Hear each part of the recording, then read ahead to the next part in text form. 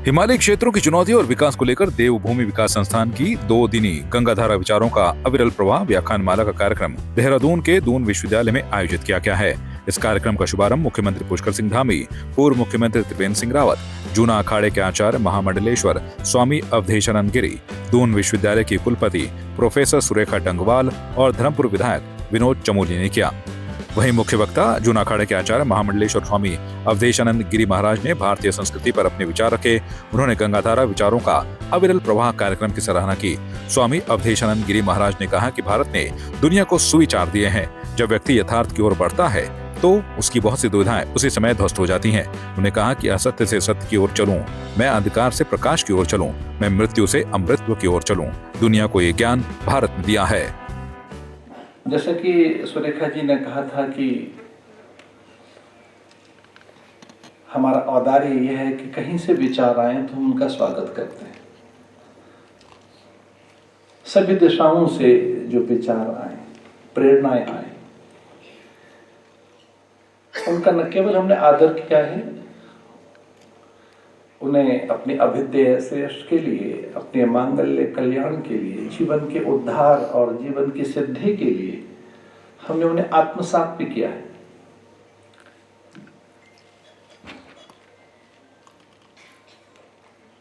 तन्मे मना शिव संकल्प मस्तु।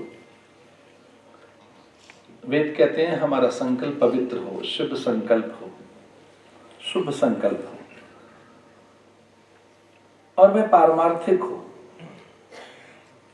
मैं वेदांत का अभ्यासी हूं, वेदांत का विद्यार्थी हूं।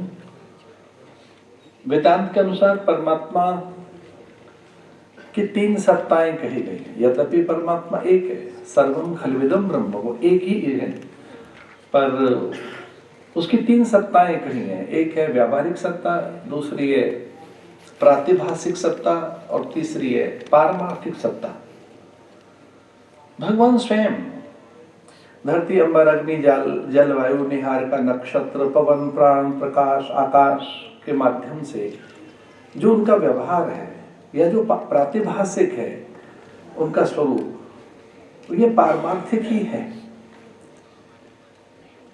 भारतीय जीवन दर्शन में मूल है परमार्थ। इसके मूल में इस विचारों के अविरल प्रवाह में हम नाम पर जाएं, गंगा जो भारत की जीवन रेखा है, विष्णु के चरणों से निकली हैं, भक्ति योग सिद्ध करती हैं। चतुरानन के कर्कमंडलों में बैठी हैं तो कहा जा सकता है वो कर्म योग सिद्ध करती हैं। महादेव के मस्तक पर विराजमान हैं, वह ज्ञान योग सिद्ध करती हैं। तीनों योग सिद्ध करती हैं, त्रय योग सिद्धकार गंगा। तो गंगाधार या गंगाधारा के नाम से ये एक अनुष्ठान जो स्वयं में एक परमार्थ है, वो तारक सत्ता है। गंगा चाहती है अविरलता, निर्मलता, शुचिता, उसके सातत्य में, उसके प्रवाह मानता में सातत्य बना रहे। कोई भी एक धारा सातत्य चाहती है। कोई नदी कुछ चाहती है, उसकी जो मूल और स्वाभाविक मांग है तो वो सातत्य है, अविरलता है, निरंतरता है। वैसे ही अगर ये विचारों का प्रवाह हमारा निरंतर रहे, उसमें सातत्य रहे, वो अविचल रहे, अविकल रहे, अबाध रहे, अविच्छिन्न रहे, निरंतर गतिमान रहे, तब निसंदेह है वो उसकी फलश्रुति कुछ और ही होती है। विचार हमें परिष्कृत करते हैं, वो हमें प्रेरित करते हैं और वो हमारी दिशा और दशा भी तय करते हैं। एक बहुत अच्छे संकल्प के साथ, शुभ संकल्प के साथ, एक पारमार्थिक संकल्प के साथ आदरणीय त्रिवेंद्र सिंह जी ने ये एक उपक्रम, एक बड़ा एक आयाम स्थापित किया है। आयाम तो छोटा शब्द है, मैं कहूंगा एक दिव्य अनुष्ठान जो सामाजिकता के लिए है, समाज के परिवर्तन के लिए सोचा कैसे जा सके, अच्छा कैसे सोचा जा सके। और सच तो एक हम अपनी सोच का ही परिणाम है। हम जो भी हैं, हम मनुष्य जितने भी, हम अपनी सोच का उत्पाद हैं, हम सोच की फसल हैं और हम सोच की फलश्रुति हैं। ये सोच जो है विचार से पैदा होती है, और विचारशील हम प्राणी देखा जाए तो अन्य अन्य पशुओं के पास, पंछी परिंदों के पास, जो भी प्राणी हैं उनके पास में विचार है तो केवल वो भोग वांछाओं के लिए है। वो भोग वांछाएं जिसके लिए शास्त्र कहता है आहार निद्रा भय मैथुनम। हम जितने प्राणी हैं अगर वो विचार भी करते होंगे तो वो आहार निद्रा भय और परिवार वृद्धि के लिए, वंश वृद्धि के लिए विचार है। पर मनुष्य के पास केवल आहार निद्रा भय और वंश वृद्धि तक का ही विचार नहीं है, ऐसा ही नहीं। और यहाँ धरती पर विचारक हैं। पर भारत का एक वैशिष्ट्य है कि जहां उसने वेदों का आदर किया है, उपनिषदों और स्मृतियों का, आगम निगम ग्रंथों का, वही उसने शून्यवाद कहने वाले बुद्ध का आदर किया है। अनेश्वरवादी दर्शन है जैन दर्शन, उनका आदर किया है। चार वाक का आदर किया है। ऋणम घृत्वा घृतम पवीत यावत जीवम सुखम जीवित। ये हमारा आदर है देखिए भारत का, कि हमने द्वादश दर्शनों में, अनेक दर्शनों में, और मैं तो चकित हूं ये आपको कहते हुए कि पहला दर्शन ही पढ़ाया जाता है चार वाक का। जब दर्शन पढ़ता है तो चार वाक का। जैन ग्रंथों में अनीश्वरवाद है। एक बार तो ऐसा हुआ, आद्य शंकर से पूर्व ये कह दिया गया कि वेद कोई प्रमाण नहीं है, अप्रमाण वेद, वेद कोई प्रमाण नहीं है।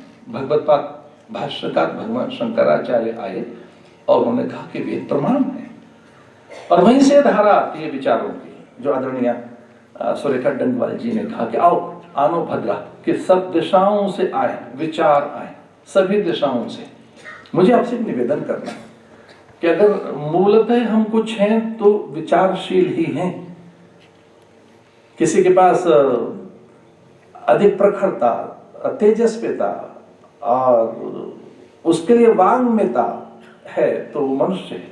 जिस ढंग से वो अभिव्यक्त कर पाता है, जिस ढंग से वो सोच पाता है, जिस ढंग से वो विचार कर पाता है या कि उसे व्यवहार में लेकर आ पाता है, तो विचारों के कारण है। एक छोटा सा यहां से विचार में आरंभ करता हूं, तनिक सा। जिसके प्रकाशन से भय लगे उसे हमने पाप कहा। जिसकी गोपनीयता से गिलानी हो, प्रकाशन से भय लगे और उससे बचिए, वो ठीक नहीं है। ये विचार हमने दिया भारत में। आत्मना प्रतिकूलानी परिश्रम न समाचरित। अन्य किसी के साथ मत करो। हमने जब धर्म की व्याख्या की, अध्यात्म की व्याख्या की, जीवन की सिद्धि और समाधान की ओर हम गए, जब लगा कि हमें पूर्णता कैसे प्राप्त हो, श्रेयस्पथ हमारा कैसे सिद्ध हो, हमारी सकल वांछाएं कैसे पूरी हो, भ्रम भय संशय और नाना प्रकार की विकलताओं से हम कैसे मुक्त हो, हमारे जीवन में कोई भ्रम न रहे, भय न रहे, संशय न रहे, तब उसके लिए ये विचार वहां से आया है। आत्मना प्रतिकूलानी परिश्रम न समाचरित। ये पहले विचार करो कि जो स्वयं को अच्छा नहीं लगता वो अन्य के साथ न करें, जो हमें अच्छा नहीं लगता। आत्मना प्रतिकूल, जो स्वयं को अच्छा नहीं लगता वो अन्य के साथ नहीं होना चाहिए, कभी ना हो वो दूसरों के साथ। ज्ञान की बात, ये ज्ञान का स्थान में सारस्वत परिषद में है, जहां के लिए कहा रहते ज्ञानान्न मुक्ति। केवल ज्ञान ही है जो व्यक्ति को मुक्त करता है, और वो कहीं से भी आए, विचार ही व्यक्ति को मुक्त करते हैं। जहां बड़ी सुंदर सी बात शास्त्र कहता है, मने मनुष्याणाम कारणम बंध मोक्षयो। मन ही मनुष्य के बंधन और मोक्ष का कारण है। मन माने विचार, मन ही मनुष्य के बंधन और मोक्ष का कारण है। पर भगवत पाद ने तो कहा न मैं मन हूं, न बुद्धि हूं, चित्त चेतना गति मति गुण धन प्रकृति काय कलेवर रंग रूप जाति कुल वंश गोत्र परंपरा, मैं नहीं हूं। ये तो विचार करके देखो कि आप हैं कौन। आइए एक बात मुझे आपसे कहनी है, कभी पूछो अपने आप से को हम, मैं कौन हूं। ये विचार तो करके देखें। और उपनिषदों ने ये दृष्टि दी है कि ये पूछो पहले अपने से पूछो कि वो कौन, तुम हो कौन, मैं हूं कौन, को हम। और इसका उत्तर भगवान शंकराचार्य देते हैं, हमारे शास्त्र देते हैं, हमारा वेद देता है कि मैं पहले तो मन नहीं हूं। इतना बड़ा विचार भारत ने दिया है, मैं मन नहीं हूं। मनोबुद्धि अहंकार चित्तानि नाहम। पहले अपने पर विचार करो कि आप कौन है, आपका अस्तित्व क्या, आपकी सत्ता क्या, आपकी निजता क्या, आपकी व्यक्तित्व क्या है। मूलतः आप हैं क्या? अपने स्वरूप पर, अपनी सत्ता पर, अपनी निजता पर, अपने अस्तित्व पर एक बार तो विचार हो कि मैं कौन हूं। ये भारत ने दिया है कि मैं कौन हूं। ये भारत का विचार है। मैं देह नहीं हूं, मैं रंग रूप काय कलेवर नहीं हूं, गुण धर्म प्रकृति स्वभाव मैं नहीं हूं। मैं नहीं हूं रख नख रोम कूप त्वचा, मैं नेत्र जिह्वा मैं नहीं हूं, ये वाणी मैं नहीं हूं। मैं इससे परे की सत्ता हूं। मैं नित्य हूं, सनातन हूं, शाश्वत हूं, अजय हूं, अमर हूं और अनंत हूं। ये विचार भारत ने दिया। मृत्यु मुझे छोटी नहीं है। कोई पूछे कि विचार आए कहां से हैं? सबल, सशक्त, अत्यंत स्वस्थ करने वाले, निर्द्वंद और निरापद जीवन जीने के लिए विचार आए कहां से हैं? भारत ने दिए विचार, जो आपकी निर्द्वंदता देते हैं, निश्चिंतता देते हैं, निर्भरता देते हैं, निर्भीकता बनाते हैं, निशंकता आपको देते हैं, आपको अजेयता और अनंतता देते हैं। मैं तो ये भी कहना चाहता हूं कि भारतीय विचार वो हैं जो आपको अनंतता, अजेयता और सनातनता का बोध कराते हैं कि आप अनंत हैं, अजेय हैं, अपराजित हैं।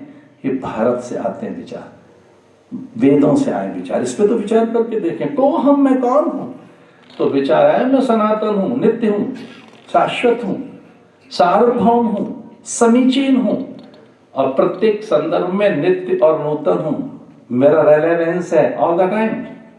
मैं इररिलेवेंट कभी नहीं होता, मैं अप्रासंगिक नहीं होता कभी। देह हो जाएगी, मेरी काया हो सकती है, पर मैं काया नहीं हूं ना। मैं काया नहीं हूं, मैं देह नहीं हूं, बदलती चीजों का मैं साक्षी हूं। ये विचार भारत ने दिया है। इससे बड़ा और क्या विचार रहा होगा भारत ने जो दिया है। इस पर हम कई विचार करें। मैं ये भी कहना चाहूंगा कि जब व्यक्ति सत्य की ओर जाता है या वो यथार्थ की ओर बढ़ता है, तब उसकी बहुत सी दुविधाएं, अल्पताएं, न्यूनताएं, मूढ़ताएं, उसके भीतर के पूर्वाग्रह उसी समय ध्वस्त हो जाते हैं। उसी समय एक बार कुछ सत्य की ओर बढ़कर तो देखे, सत्य की ओर। एक बार अंधकार ने कहा जाकर परमात्मा से कि सूर्य के सामने मेरा कोई अस्तित्व नहीं रहता, तो सूर्य से कहो कि वो मेरा भक्षण न करे, वो इतना हिंसक है कि मेरी हत्या कर देता है। मैं नहीं रह पाता उस उपस्थिति में। जब वो होता है तो मैं नहीं रहता, मेरा भी कोई अस्तित्व, मुझे रहने दो, मैं जीना चाहता हूं। तो आपसे प्रार्थना है कि सूर्य से कहो कि मुझे रहने दे। भगवान ने सूर्य को बुलाया और कहा कि आपकी उपस्थिति में किसी का अस्तित्व ही नहीं रहता। आप ऐसा करते हैं, आप हिंसक हैं, आप मारक हैं, आप दाहक होने पर भी और मारक हो सकते हैं, आप तो प्रकाशक हैं। तो उन्होंने कहा कि कौन है जो ये कहता है कि मेरी उपस्थिति में उसका अस्तित्व नहीं रहता? वो कौन है?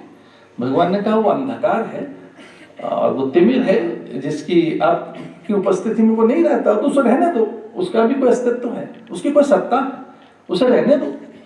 तो उसने कहा महाराज मैं तो इस नाम से परिचित नहीं हूं, मैंने अंधकार कभी नहीं देखा है, मैं नहीं जानता अंधकार क्या है। तो अगर है तो मैं प्रार्थना कर लेता हूं, विनय कर लूंगा। और कॉल आउट हुई, वो एक प्रकार से मुकदमा ही रहा होगा। पुकार की गई कि अंधकार को बुलाओ। अब सूर्य के सामने अंधकार कहां से आए?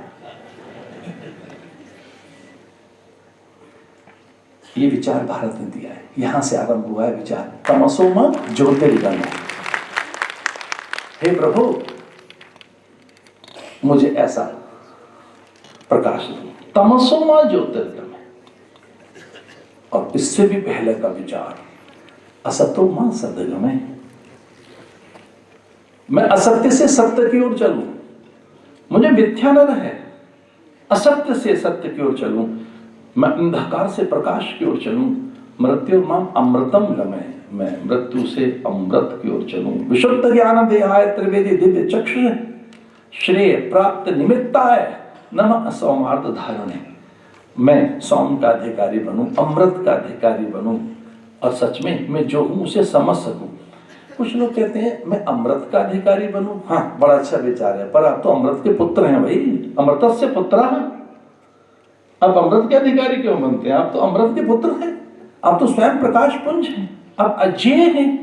ये विचार किसने दिया कि मैं मरता नहीं हूं? ये आत्मा मरती नहीं है, शस्त्र से काटी नहीं जा सकती, हवा इसे उड़ा नहीं सकती, जल इसे डुबो नहीं सकता, ये खंड खंड में कभी इसे विभाजित नहीं कर सकते। ये विचार किसने दिया है? भारत ने। अड़ोरियाम महतो महियाम, सूक्ष्म से सूक्ष्म में कहीं अगर बसा है तो मेरा अंश वहां भी है, और विराट हूं मैं विराट हूं। चारों वेदों के 4 महावाक्य कुछ और नहीं कहते, चारों वेदों के 4 महावाक्य के 4 विचार एक ही बात कहते हैं, अहम ब्रह्मास्मि, तत्त्वमसि, प्रज्ञानम ब्रह्म, अयम आत्मा ब्रह्म। मैं नित्य हूं, मैं छोटा नहीं हूं, मुझे कोई छोटापन नहीं रह सकता, मुझे कोई संकीर्णता नहीं है, ना, मुझे कोई रोक नहीं सकता, मुझे कोई बाधा नहीं पहुंचा सकता, मैं अजेय हूं। तो मैं एक और बात कहना चाहता हूं, कभी ऐसा ही विचार करें कि मेरी पूर्णता कहाँ है, मेरी अनंतता कहाँ है, मेरी नित्यता कहाँ है, और वो मिलेगी गीता में भगवान कहते हैं मनुष्यों के लिए कि तू अजेय है और मेरा अंश है। जैसा मैं सनातन तू सनातन है। और आजकल तो सनातन की बड़ी चर्चा है, और ये चर्चा भगवान ने गीता में छेड़ी थी युद्ध के मैदान में, ममई वांशो जीवलोके जीवभूत सनातन। ये भगवान कहते हैं तो तू पहचान तो सही, तू है कौन? तू सनातन है, सनातन। एक बालक रोने लगा, स्वाभाविक है, बच्चा पैदा हुआ तो रोएगा। जन्म मृत्यु जरा व्याधि दुख दोषानु दर्शनम, जन्म और मृत्यु के बीच में 4 ही चीजें तो हैं। जन्म मृत्यु के बीच में एक रोदन है, पहले तो रोदन ही है, बालक पैदा होते रोता है, देखिए जन्म में ही रोदन है, पीड़ा है, जन्म के साथ ही रोदन है, जन्म के साथ दुख है। जन्म मृत्यु जरा व्याधि दुख दोषानु दर्शनम, जन्म में दुख है, रोदन है, जन्म के साथ ही। बालक रोने लगा और माँ ने फटकार लगाई, शुद्धोषि बुद्धोषि निरंजनोषि संसार माया। रोता है, फटकार लगाई और कहा तू रोने के लिए पैदा हुआ है, अपने सत्य को पहचान, तू कौन है। और मदालसा ने अपने बालक को ज्ञान कराया, और उसके बाद उसके जीवन में भ्रम, भय, संशय, विकलता, व्याकुलता, अल्पता, न्यूनता कुछ रही नहीं।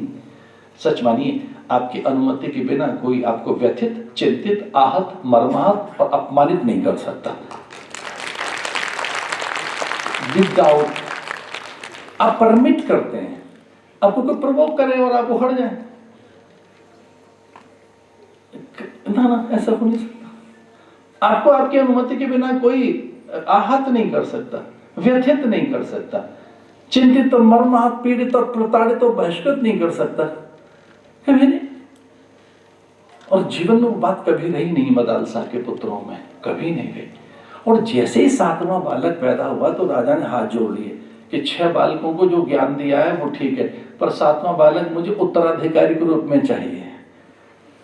ये जो वसुधा का वैभव, इसका विस्तार अंतहीन, दिग्दिगंत में मेरी कीर्ति, न केवल धरा और अंबर से भी अलग, इंद्र भी मुझे शीश झुकाता है, इस पूरे वसुधा के वैभव का एकमात्र भोक्ता ये 7वां मेरा पुत्र बनेगा।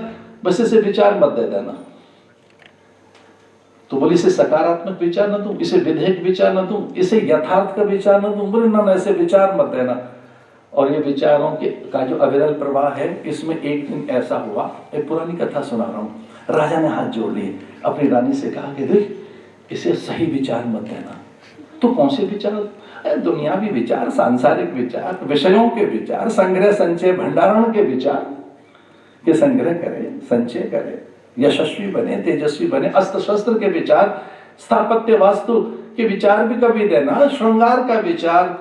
और सच मानिए, उसने सद्विचारों से मुंह मोड़ लिया, सद्विचार से मुंह मोड़ लिया, यथार्थ के विचारों से मुंह मोड़ लिया। बालक अज्ञानी पैदा हुआ, बार बार रोता था, झींकता था, बिलखता था, चिंतित होता था, कितने युद्ध हार गया क्योंकि सही विचार नहीं मिला। आजकल एक बड़ी चर्चा है कि पॉजिटिव रहिए, सकारात्मक सोचो। मैं इसका समर्थन नहीं करता। नहीं, कुछ लोग कहते हैं कि सकारात्मक रहिए, बी पॉजिटिव। नहीं भाई, मैं इसका समर्थन नहीं करता। सकारात्मक मत रहिए, रियलिस्टिक रहिए, यथार्थवादी रहिए। Don't think positive, no no no no, मत सोचो पॉजिटिव, रियलिस्टिक सोचिए, सही सोचो। ये एक उर्दू का शब्द है मुलम्मा, सकारात्मक में मुलम्मा चढ़ा रहे हैं, आप कोटिंग कर रहे हैं, छुपा रहे हैं, गुडी गुडी है जो अच्छा सा हो जाएगा, ठीक है देखा जाएगा। नहीं नहीं नहीं, किसी प्रकार के आवरण में अपने को नहीं रखना, जो सत्य है वो सत्य है, किसी आवरण में ढक मत लेना अपने को, छुपाना नहीं। नहीं नहीं, संधि भी जब हम कर रहे होते हैं तब उसमें हमारी दुर्बलता होती है। मैं ये नहीं कहता संधि मत करिए, लेकिन अगर आप सच्चे हैं तो दूसरा संधि करेगा आपके साथ, आप नहीं करेंगे, दूसरा आपके अनुसार चलेगा। पहले हो सकता है कि आपकी आलोचनाएं हो सकता है कि कुछ लोग पीछे छूट जाएं, हो सकता है कि लगे कि आप अकेले पड़ गए, लेकिन आप सत्य के साथ हैं, कर्म आपके पीछे होगा। क्या विचार करें, विचार क्या करें? विचार सत्य का करना है, तो जो सत्यनिष्ठ है वही प्रतिष्ठित है। मैं पुराणों की भी चर्चा करता हूं, पुराणों का गायन करता हूं, बल्कि पुराणों की तो मैं कथाएं करता हूं। एक सूत्र हाथ लगा, कौन समृद्ध है, स्वस्थ है, कौन जयी है, पराक्रमी है, कौन है जो अत्यंत सामर्थ्यवान है, कौन है जिसके पास अतुल्य तेज है, अतुल्य सामर्थ्य है, कौन है जो जीता नहीं जा सकता, कौन है जो शुभता से भरा हुआ है।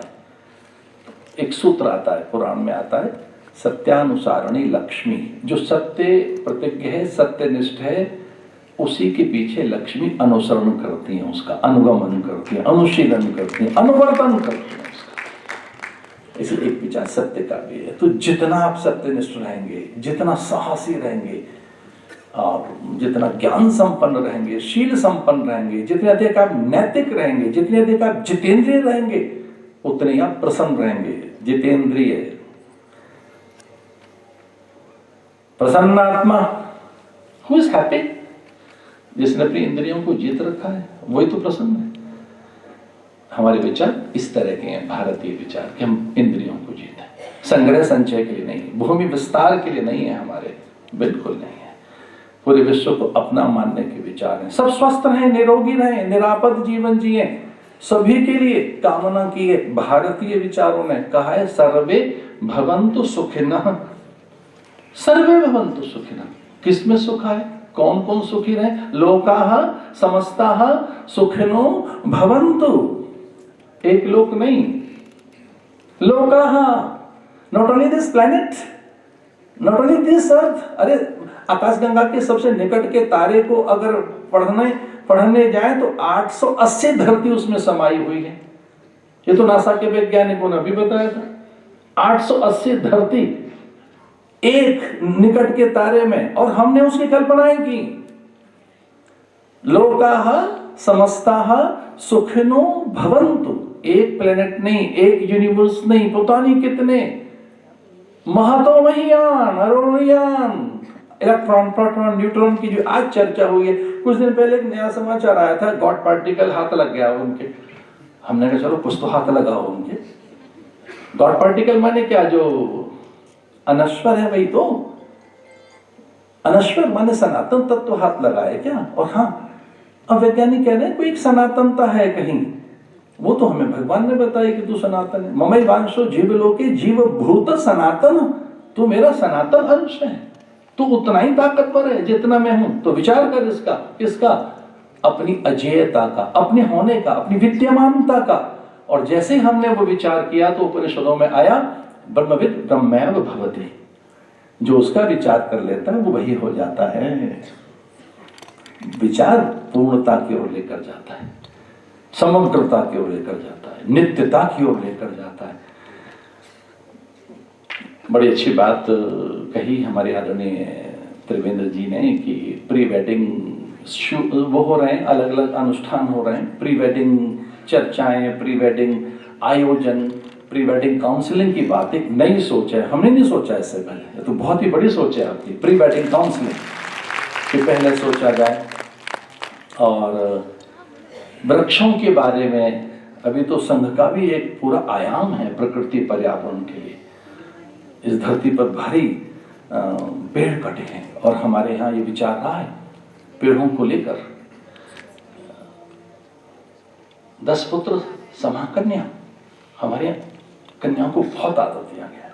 10 बेटों के बराबर 1 कन्या है। 10 पुत्र समा कन्या, शतपुत्र समो तरु।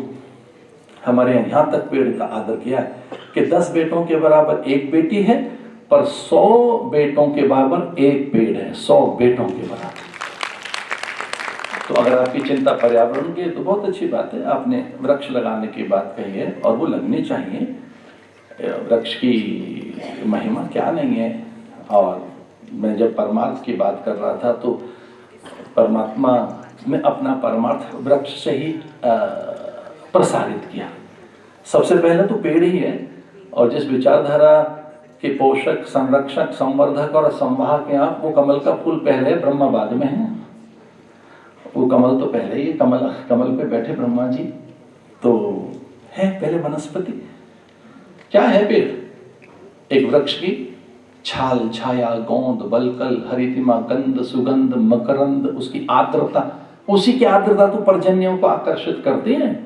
उसमें आर्द्रता न हो तो बादल कहां से आए? बादलों को आने का न्योता कौन देता है? बादलों को बरसने के लिए बाध्य कौन करता है? वृक्ष की आर्द्रता। देखो तो उसी पेड़ देता क्या है। सूखने के बाद वो उदर की अग्नि को शांत करने के लिए ईंधन या कि समिधा या गौन, छाल, छाया, बलकल, हृतिमा, गंध, सुगंध, मकरंद क्या नहीं है वृक्ष के द्वारा?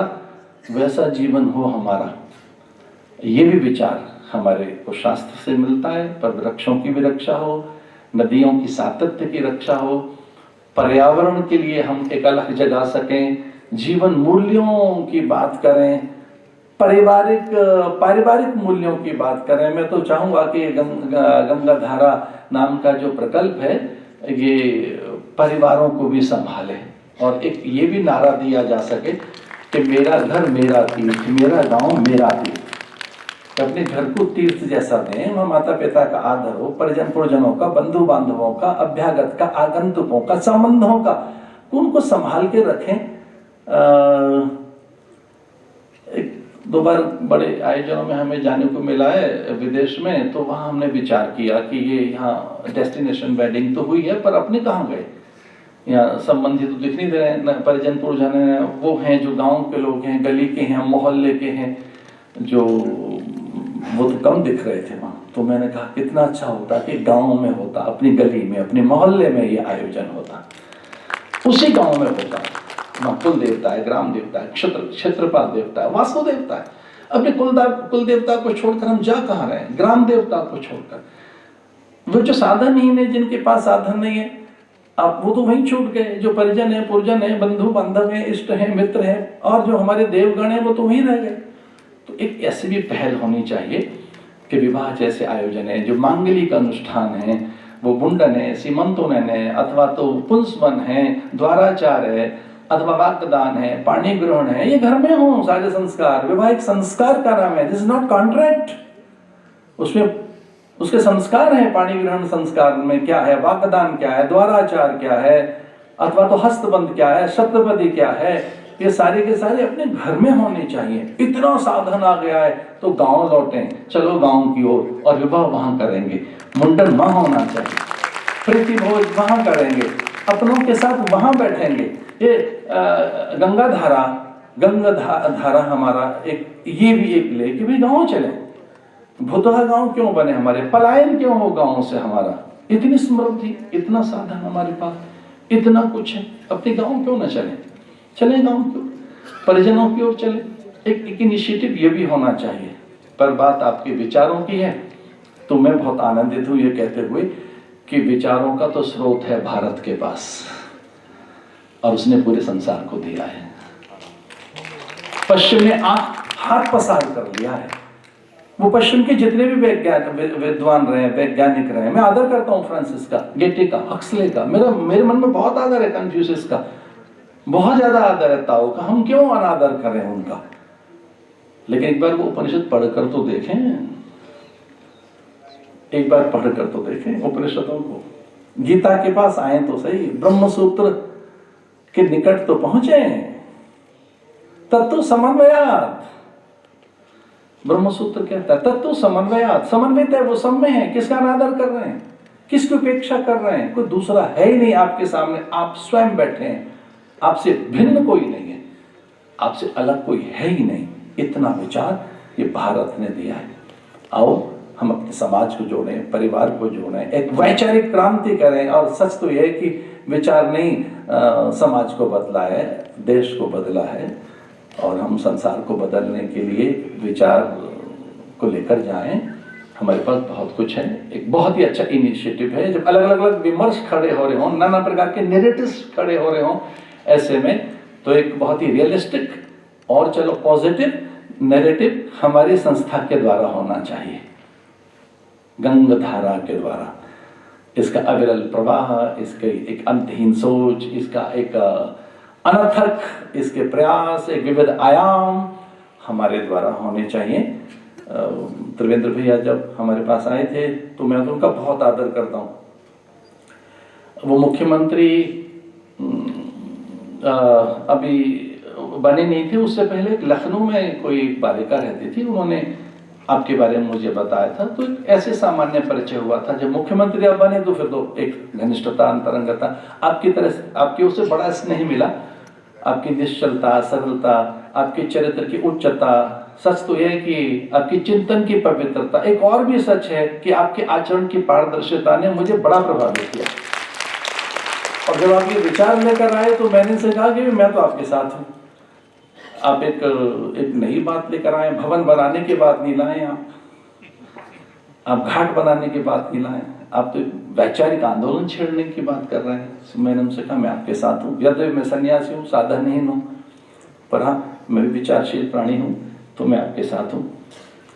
इस में तो बहुत कुछ और कहा जा सकता है, मुझे लगता है इतना ही पर्याप्त है। समय आगे बढ़ने के लिए मुझे अनुमति नहीं दे रहा है। आदरणीय सुरेखा डंगवाल जी का वैदुष्य और उनकी सरलता ने मुझे प्रभावित किया है। हरीश जी के मन संचालन से भी मैं हर्षित हूँ। और हमारे चमोली जी साधु मना है। भैया त्रिवेंद्र जी, आपकी इस इनिशिएटिव, आपके इस संकल्प के लिए बहुत बहुत बधाई। और ये चलते रहना चाहिए, निरंतर चलते रहना चाहिए। विचारों के अनुगूंज, विचारों का तेज, विचारों की सामर्थ्य और विचारों की ऊर्जा ही व्यक्ति को कभी थकने नहीं देती और उसके द्वार पर सफलता लाती है, सिद्धि लाती है और जीवन के भ्रम भय को छीनती है। ये आपका प्रकल्प पूरे राष्ट्र के मांगल्य के लिए एक बड़ा पाथेय सिद्ध हो, ऐसी शुभकामनाएं देते हुए बहुत बहुत शुभकामनाएं आपको इस कार्यक्रम की। बधाई। ये निरंतर रहे, अविरल रहे, आबाद रहे।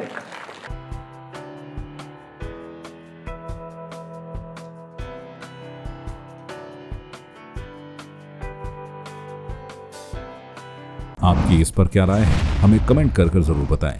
इसके साथ ही आप हमारे YouTube चैनल को सब्सक्राइब कीजिए। आप हमें Facebook, Instagram, Twitter पर फॉलो भी कर सकते हैं। और संवाद 365 के साथ एक क्लिक में जुड़ने के लिए डाउनलोड कीजिए संवाद 365 ऐप।